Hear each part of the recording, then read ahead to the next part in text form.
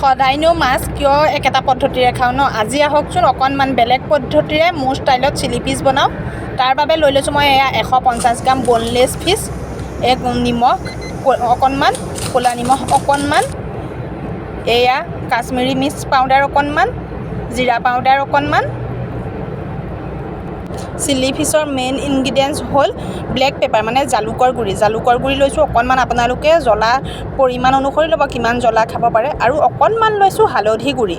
আজি মই কৰ্ণফ্ল'ৰ নোহোৱাকৈ একদম ঘৰত থকা সাধাৰণ বস্তুকেইটাৰে বনাম চিলি ফিছ, আৰু তাৰ বাবে লৈছোঁ এয়া অকণমান চয়া চচ, অকণমান এয়া গ্ৰীণ চিলি চচ। আপোনালোকে চয়া চচ আৰু গ্ৰীণ চিলি চচ নিদিওঁ বুলিলেও নিদিব পাৰে। এয়া এটা কণী ভাঙি লৈছোঁ, আপোনালোকে কণীৰ হালধীয়া অংশ নিদি অকল বগা অংশও দিব পাৰে, মই গোটেই অংশটোৱেই দি দিছোঁ সম্পূৰ্ণভাৱে। তাৰপাছত গোটেই বস্তুটো ভালদৰে মেৰিনেট কৰি লৈছোঁ যাতে গোটেই বস্তুখিনি একেলগে মিক্স হৈ যায়, আৰু তাৰপিছত অকণমান দি দিছোঁ বগা ভিনেগাৰ, আপোনালোকে ভিনেগাৰৰ সলনি নেমু ৰসো দিব পাৰে। গোটেই সামগ্ৰীখিনি মেৰিনেট কৰি মই 15 মিনিটৰ কাৰণে ঢাকি ৰাখিছোঁ। তাৰপৰা অন্য হাতে এটা বাতিত অলপমান টমেট' চচ উলিয়াই লৈছোঁ।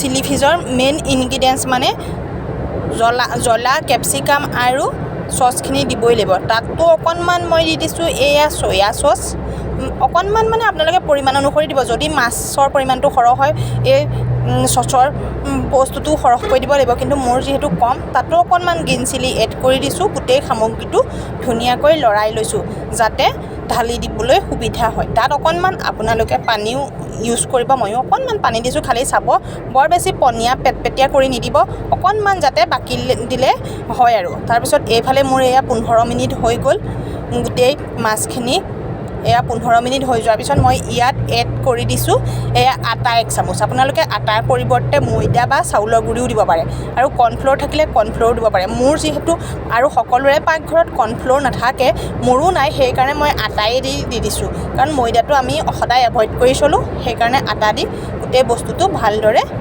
আকৌ মেৰিনেট কৰি দিছোঁ। 15 মিনিট ৰখাৰ পিছত মেৰিনেট কৰি লৈছোঁ।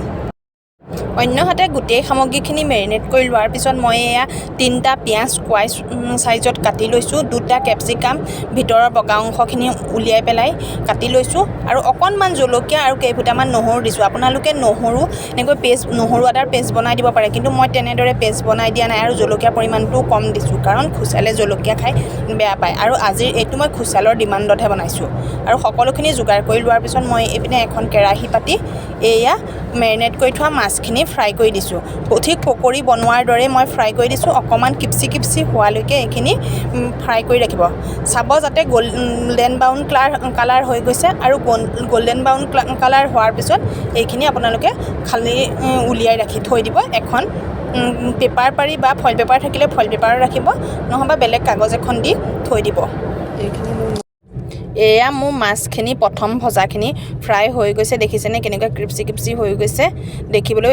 ঠিক এনেদৰে গল্ডেন ব্ৰাউন কালাৰ হোৱালৈকে ৰাখি আপোনালোকে কাঢ়ি দিব। বৰ বেছি ফ্ৰাই হ'বলৈও নিদিব, বৰ বেছি কম পচপচীয়া নহওঁতে কাঢ়িও নিদিব। আৰু সেই একেখন কেৰাহীতে মই এয়া লৈ লোৱা কেপচিকামখিনি অলপমান ভাজি লৈছোঁ। কেপচিকামখিনি 2 মিনিট ভজাৰ পিছত তাত মই এড কৰি দিছোঁ কাটি ৰখা পিঁয়াজখিনি আৰু কেপচিকামখিনি সকলোখিনি একেলগে ভাজি পেলাই এয়া মই কম জুইত প্ৰায় 2-3 মিনিট ভাজিম, আৰু এয়া কম জুইত 2-3 মিনিট ভজাৰ পিছত মই ইয়াত এড কৰি দিছোঁ ভাজি ৰখা মাছখিনি।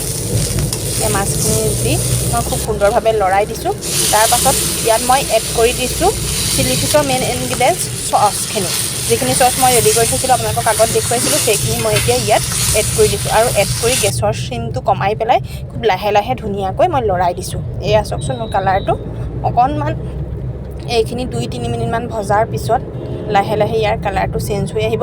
আৰু এই চিলি ফিছ বনাওঁতে তাত কেপচিকামখিনি পূৰা সিজি গ'লেও ভাল নালাগে, অকণমান কেঁচা ভাৱটো থাকিলেহে ভাল লাগে। আৰু